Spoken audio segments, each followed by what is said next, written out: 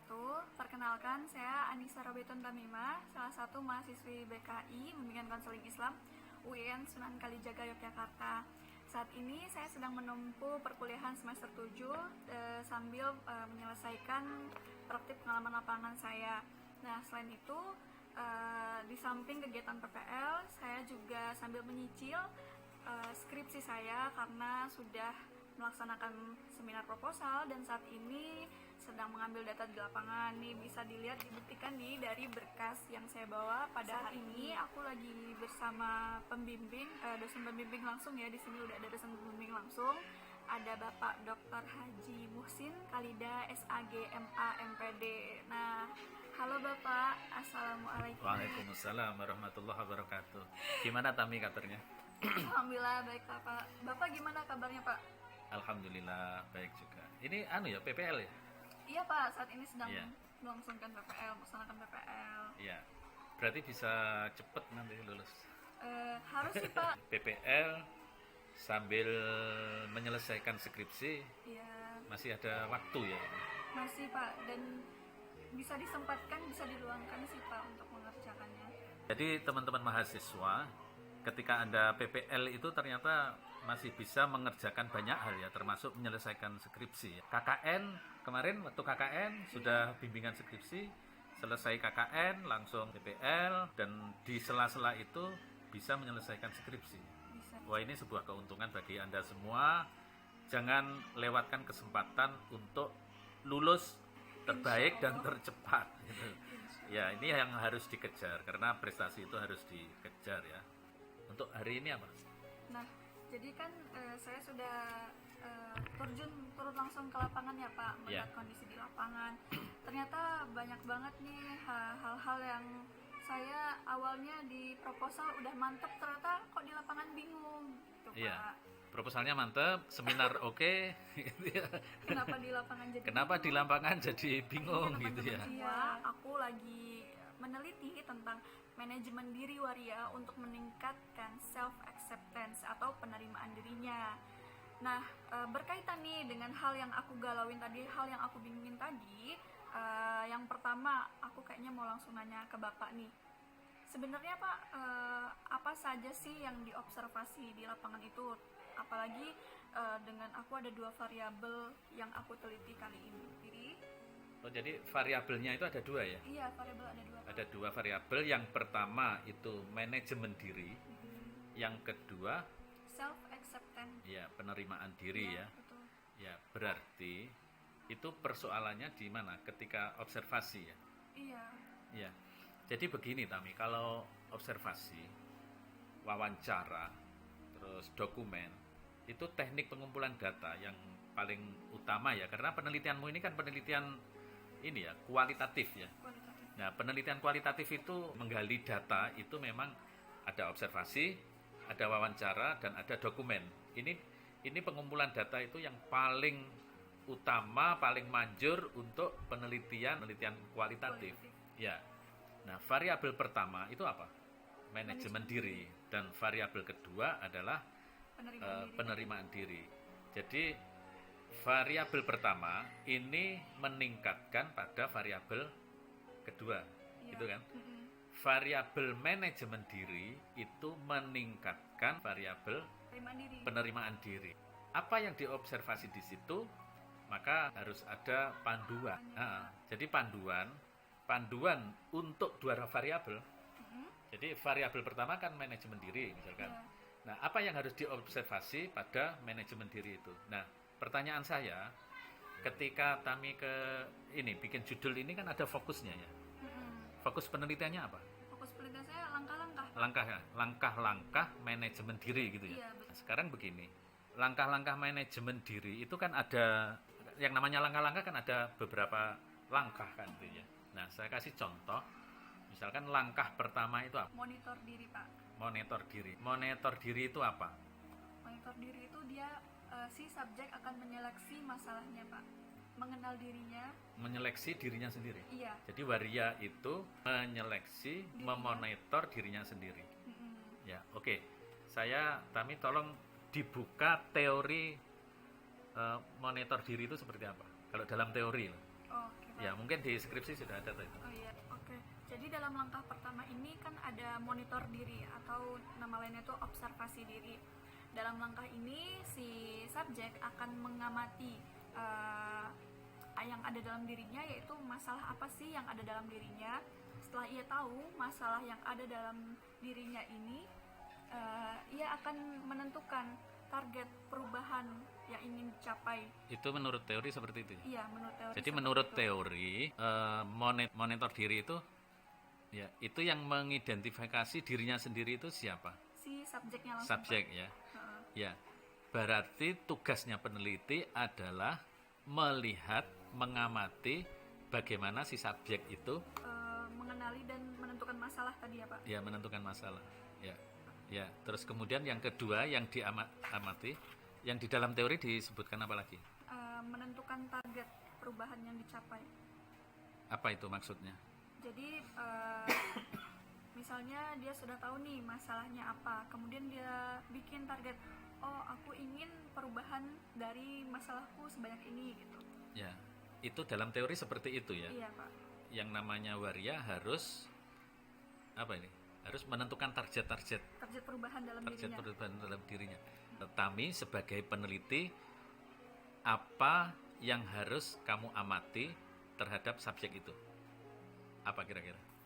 Bagaimana si subjek itu menentukan target itu ya Pak. menentukan target itu? Ya, kamu cukup ngamati aja. Dari perilaku. Mungkin dia melakukan perubahan-perubahan itu untuk memenuhi target itu.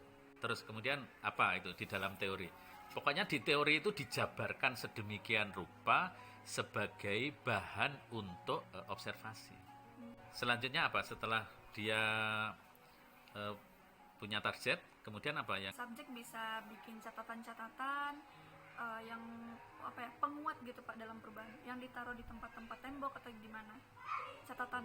Oh, catatan-catatan itu ya. Mungkin nulis di kertas. Jadi kalau membuat panduan ya, panduan observasi atau panduan pengumpulan data, Anda jangan lupa Anda harus membaca teori. Nah, teori ini harus dibaca untuk membuat poin-poin observasi. Pedoman observasi ya Pak. Untuk pedoman observasi itu diambil dari mana? Dari teori yang ada, yang dipakai. Kalau Tami pakai teori itu ya berarti ya teori itu dikuasai, dibaca secara seksama, kemudian dijadikan poin-poin. Misalkan tadi pertama adalah untuk mengetahui masalah, yang kedua dia harus menentukan target-target, terus kemudian dia bikin catatan-catatan untuk apa ya, mungkin catatan di kertas, kemudian tempel ke. Nah, ini secara teori.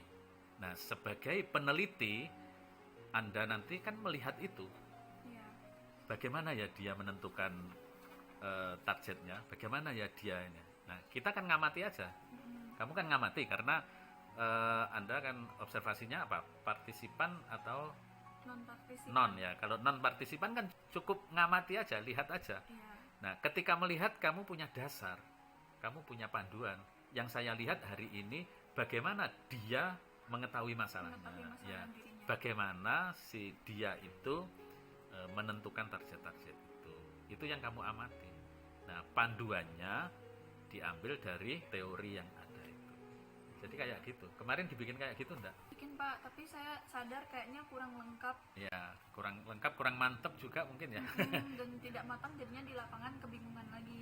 Teman mahasiswa, apabila Anda bikin panduan observasi itu sekali lagi jangan lupa Anda selalu melihat teori. Tapi kalau di teorinya ada, di lapangan tidak ada, gimana ya? Tidak masalah. Ya memang ketika observasi tidak harus semua yang ada di poin-poin teori itu tidak harus bisa diobservasi. Jadi Kalau nggak sesuaikan lagi ya Pak. Iya, kalau nggak bisa diobservasi mungkin bisa kita gali melalui wawancara, teknik yang lain. Ya. Teknik yang kedua yaitu teknik wawancara. Dalam wawancara ini kebingunganku, dan aku yakin kayaknya nggak cuma aku aja sih yang merasakan ini, gimana sih Pak caranya membuat pedoman wawancara sehingga kita tidak kebingungan dan di lapangan, dan seberapa penting dari pedoman yang telah kita buat ini. Sebelum melakukan pengambilan data di lapangan, memang sebaiknya panduan harus dibikin ya. Yang perlu dicatat oleh teman-teman ketika melakukan wawancara ya misalkan. Yang perlu dicatat oleh teman-teman ketika melakukan wawancara, itu yang harus dipersiapkan ya tadi itu, panduan harus ada. Bikin pertanyaan-pertanyaan sebanyak-banyaknya supaya nanti teman-teman di lapangan itu tidak bingung. Sebenarnya sudah punya panduan, sudah punya bahan, tapi ketika di lapangan itu blank juga. Iya. Mau nanya apa gitu bingung. Yang pegang panduan aja kadang-kadang bingung, apalagi yang nggak punya. Pasti nanti pulang nggak bawa data apa-apa gitu. Makanya ketika mau wawancara, mau datang ke lokasi, sudah janjian pakai HP, sudah WA, saya mau ketemu jam sekian, ketemu, akhirnya blank. Ini ada kan yang terjadi? Sering Ada ya? juga. Sering juga ya? Ya, banyak itu teman-teman itu. Makanya panduan ini menjadi sangat penting.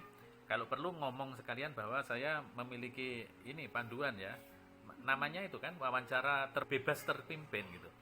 Jadi pertanyaan kita bebas ngobrol bebas, secara bebas, sambil minum, sambil makan, tetapi itu dalam rangka wawancara. Tetapi jangan lupa yang namanya panduan ini jadi penting. Jadi kan bukan interogasi ya. Ngobrol biasa santai gitu ya. Kalau ngobrol sama subjek itu yang santai, bicara nyantai, itu mungkin data akan dapat banyak malah. Sehingga subjek pun juga akan loss mengeluarkan isi hatinya, persoalan-persoalannya menjadi sangat gampang gitu. Jadi panduan wawancara itu sangat penting. Contohnya tadi, manajemen diri, tadi monitoring. Nah, ketika mau wawancara terhadap monitoring diri, maka untuk langkah pertama itu kalau bisa bikin pertanyaan itu yang sebanyak-banyaknya. Contohnya tadi yang pertama tadi tentang mengetahui masalah ya. Iya, Menentukan masalah. Pribadinya tanya Mas, dia itu punya masalah. Kan ini kan gimana ya, saya harus tahu bahwa dia itu paham punya masalah. Ini peneliti kan harus mengamas pertanyaannya dengan cara yang gimana ya. Kita kadang-kadang kan takut, jangan-jangan nanti tersinggung gitu. Tersinggung, subjek tersinggung. Wah, ini kalau tersinggung kan bahaya ini. Kan kita mau janjian lagi susah, sudah tersinggung ya. Nah, bikin sebahagia mungkin gitu. Kalau belum siap ditanya ya jangan ditanya-tanya, dipaksa-paksa gitu. Apalagi bertanya tentang diri seseorang. Ya, manajemen diri ini kan kadang-kadang kan orang belum tentu semua orang mau ditanya bagaimana dia memanage dirinya, bagaimana manajemen hati yang harus ditanya-tanya itu. Bisa jadi tersinggung itu kalau enggak hati-hati. Jadi para peneliti, para mahasiswa ya asik ya kita silaturahim, kita main kayak gitu. Tetapi ketika meneliti, panduan harus tepat, jangan sampai kemana-mana. Misalkan langkah pertama itu ada 4 poin: mengetahui masalah, target, terus catatan perilaku, terus lingkungan tadi. aku cocok enggak di lingkungan ini, atau lebih baik gabung atau lebih baik menghindar ya. Nah, untuk tahu yang namanya monitor diri itu kan ada 4. Pertama ya, ini dibikin 5 pertanyaan misalkan. Yang kedua ya, target perubahan itu ada 5 pertanyaan misalkan. Kalau di monitor diri itu ada 4, setiap 5 pertanyaan, maka minimal kalau bisa kami itu membuat pertanyaan untuk tahap pertama 20. Nah, ini memang dibutuhkan yaitu tadi istikharah memang. Aku harus nanya apa untuk mengetahui dia melakukan monitoring diri. Ya itu, kalau itu bisa kamu ciptakan pertanyaan sebanyak itu, saya yakin kamu di lapangan nggak akan bingung. Kamu nggak akan bingung karena sudah punya panduan, itu sudah disiapkan pertanyaan-pertanyaan yang matang kayak gitu. Walaupun kadang-kadang belum ditanya dia sudah jawab. Iya toh. Wah, ini langsung dicentang itu di tahapan itu. Wah, ini belum saya tanya kok sudah jawab sendiri ya. Ya jangan ditanya, nanti malah tersinggung gitu. Dicentang aja. Oh, ini sudah terjawab. Oh, ini sudah terjawab. Nah, dari 20 pertanyaan yang belum terjawab mana ya? Nah, kayak gitu. Iya. Berarti semakin detail pertanyaan malah membantu. Ya, membantu. Terutama nanti dianalisis itu. Ketika kita nganalisis, itu Lanjutan ya Pak. iya, data kita itu banyak. Wong punya 20 data yang harus dikembangkan. Wah, kaya Pak. Iya, kaya nanti. Seandainya satu poin pertanyaan dari 20 itu, setiap poinnya bisa dijabarkan itu satu halaman. Itu berarti tahap pertama aja dari wawancara tok itu sudah bisa menghasilkan interpretasi atau analisis data berapa? 20 halaman. 21 langkah. Iya, itu baru langkah pertama loh ya. Iya. Baru langkah pertama itu. Itu belum didukung dari hasil observasi. Oh bener ya, saya tanya begini, saya tanya begini. Oh didukung observasi, belum didukung dari dokumennya nanti. Wah itu bisa menjadi panjang itu. Skripsimu ini bisa 300 halaman lebih. Oke teman-teman semua, masih dalam poin wawancara ya untuk teknik pengumpulan data. Kemudian aku masih bingung nih, gimana sih caranya ketika si subjek ini ya, ketika kita wawancarai, dia tuh ngobrol terus ngalor ngidul ya. Sementara kita nih bingung mau memotongnya. Menurut Bapak nih, gimana sih caranya untuk Iya. menyeleksi? Karena kita belum dapat apa yang kita butuhkan. Pertama ya itu tadi ya, pentingnya bikin panduan. Panduan. Panduan memang penting. Untuk apa panduan itu pentingnya? Ya untuk membatasi supaya tidak keluar dari fokus Jadi penelitian teman-teman, itu. kalau kita itu ke lapangan ya, ke lapangan itu kadang-kadang ya, kalau senang betul itu akhirnya penelitian menjadi menjadi apa ya, kegiatan yang menyenangkan memang ya, asik dan menyenangkan itu. Misalkan kita itu betul-betul ketemu subjek itu yang betul-betul mendukung ya, mendukung banyak informasi yang kita dapatkan gitu. Kita klik lah, sudah klik itu dengan Kooperatif ya Pak. kooperatif betul itu. Nah itu biasanya obrolan itu tidak bisa terkendali kayak gitu ya. Nah kalau kita nggak punya panduan itu pasti kemana-mana. Nah pasti kemana-mana. Nah ini peneliti itu nanti dibutuhkan peneliti itu yang teliti terhadap fokus itu. Jangan membawa data-data ke dalam skripsimu itu tidak ada kaitannya dengan fokus. Jadi kalau ngomong subjek itu ngomong ngalor ngidul, bicara yang bukan dicari, ya kita harus pinter-pinter. Kalau itu data tidak mendukung penelitian ya dibuang, jangan dimasukkan. Itu nanti malah skripsinya tebal, tetapi tidak fokus pada masalah penelitian. Jadi makanya penelitian harus fokus. Keluar sedikit tapi mendukung, masih berhubungan dengan penelitian, saya kira tidak apa-apa. Tapi kalau tidak sama sekali, jangan dibawa ke laporan, nanti akan nambah beban itu. Kenapa yang tidak berhubungan dimasukkan, sementara yang harus fokus malah nggak kelihatan, dan itu tidak membantu penelitian gitu. Tapi kalau untuk hiburan, ngobrol supaya nyaman, penelitian berjalan lancar, saya kira tidak apa-apa. Tetapi seorang peneliti harus bisa memilih dan memilah ya, mana data yang dibutuhkan dan mana data yang menjadi pendukung dan mana data yang harus dibuang sama sekali. Nah, selanjutnya teknik yang ketiga yaitu teknik dokumentasi, karena tadi di awal udah observasi, udah wawancara. Yang ketiga kita masuk pertanyaan tentang dokumentasi. Pertanyaan aku ini adalah apakah gini ya Pak, mengambil gambar itu termasuk hitungannya dalam dokumentasi? Ke lapangan ya? Iya, Oh, bawa kamera gitu. Dokumentasi kah? Oh. Iya, itu dokumentasi, tetapi bukan yang dimaksud dalam penelitianmu itu. Ya, kalau kamu datang ke lokasi, terus kemudian bawa kamera, kemudian motret, itu berarti bukan dokumentasi yang dimaksud dalam pengambilan data itu. Karena dokumentasi yang dimaksud dalam pengambilan data, tahap-tahap manajemen diri itu, bukan yang itu. Kalau kamu datang bawa kamera itu namanya observasi, sebagai pendukung observasi, kamu motret-motret. Kayak gitu.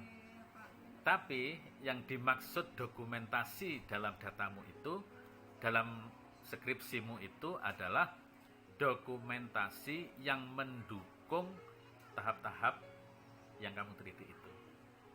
Misalkan subjeknya itu bikin catatan ya, catatan gitu.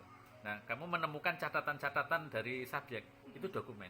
bukan motret langsung itu terus dimasukkan dalam dokumen, itu bukan. Contohnya begini, ketika subjek itu menyatakan bahwa aku lho mbak, aku itu juga bikin coret-coret loh mbak, untuk apa ya, mimpi-mimpi saya, target-target mimpi saya itu, mana buktinya gitu misalnya, mana buktinya. Nah terus kamu menemukan bukti itu dalam buku catatan ya, misalkan di buku catatan harian itu dia menulis, nah itu bisa jadikan dokumen itu. Oh, itu masuk dalam dokumen.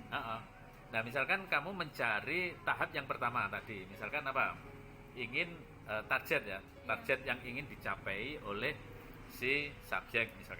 Misalnya kamu ke lapangan ketemu subjek, terus ketika ketemu subjek itu kamu menemukan yaitu catatan-catatan penting yang terkait dengan tahap-tahap itu. Misalkan tahap pertama tadi, maka dia menjadi dokumen.